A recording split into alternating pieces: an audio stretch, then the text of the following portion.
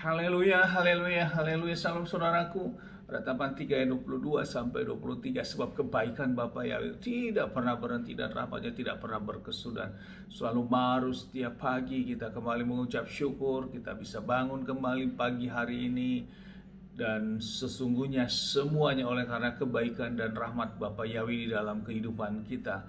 Renungan KPI Mayim Kaim pada hari Senin tanggal 15 Maret 2021 atau pada tanggal 2 Nisan 5781 yang merupakan pembacaan dan renungan Torah kita diambil dari kitab Shemot atau Keluaran 36 ayat 8 yang berkata demikian, saudaraku.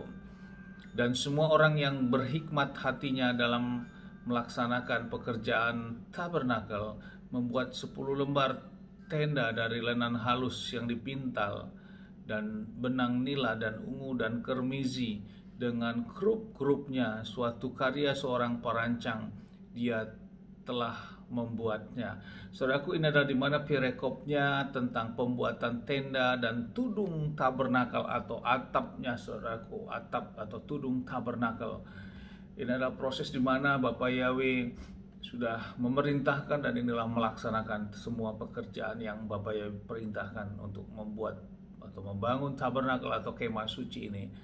Pada awalnya, saudaraku, saat bangsa Israel berjalan selama 40 tahun di dalam perjalanan mereka, saudaraku, dan ini harus mereka buat dan mereka harus menyiapkan semua. Saudaraku, Bapa Yahweh tidak tinggal diam. Bapa Yahweh memerintahkan, Bapa Yahweh juga akan berperkara terhadap semua yang Bapa Yahweh perintahkan, termasuk menyiapkan orang-orang perancang-perancang ini, saudaraku. Berarti ada orang-orang khusus yang Bapa Yahweh berikan otoritas atau roh untuk bisa merancang, yang memiliki hati yang berhikmat hatinya sehingga semuanya dapat terselesaikan dengan baik, saudaraku. Luar biasa sekali, saudaraku. Itulah karya Bapa Yahweh. Saudaraku, ini yang menjadi renungan bagi kita dalam kita juga menjalani kehidupan ini. Dalam apapun yang kita kerjakan, saudaraku, apapun kita beraktivitas selama kita masih hidup, memang kita harus beraktivitas, kita harus bekerja, kita harus berusaha, kita harus melakukan kegiatan-kegiatan kita, baik itu suami atau untuk bekerja, istri dan juga anak-anak, semuanya harus beraktivitas, saudaraku. Dan kita sebagai orang yang percaya, kita yang orang yang beriman, saudaraku, kepada Bapa Yahweh di dalam Adonai Yeshua HaMashiach, kita terus harus juga menempatkan, memposisikan mana yang lebih menjadi prioritas awal, saudaraku, sehingga dalam setiap kita menjalani pekerjaan-pekerjaan kita juga diberkati. Hal ini dilakukan oleh bangsa Israel, saudaraku. Bangsa Israel terus dengan sungguh-sungguh melakukan terhadap apa yang Bapa Yahweh perintahkan, termasuk pembangunan tabernakel ini. Dan bila kita renungkan, saudaraku, dan bisa kita lihat, saudaraku, tentang bangsa pilihan ini, bangsa Israel sampai saat ini, saudaraku, menjadi suatu bangsa yang memang disegani oleh bangsa-bangsa lain di muka bumi ini, saudaraku. Karena memang mereka adalah bangsa pilihan, dan tentunya di dalam bangsa-bangsa itu Bapa Yahweh menentukan orang-orang khusus, orang-orang yang memiliki hikmat yang seturut dan sekehendak Bapa Yahweh, dan itu tentu tidak akan dilenyapkan karena janjinya ada, saudaraku. Dan inilah menyatakan bahwa sesuatu yang mereka kerjakan semuanya tetap Bapa Yahweh memperhatikan dan Bapa Yahweh memperhitungkan.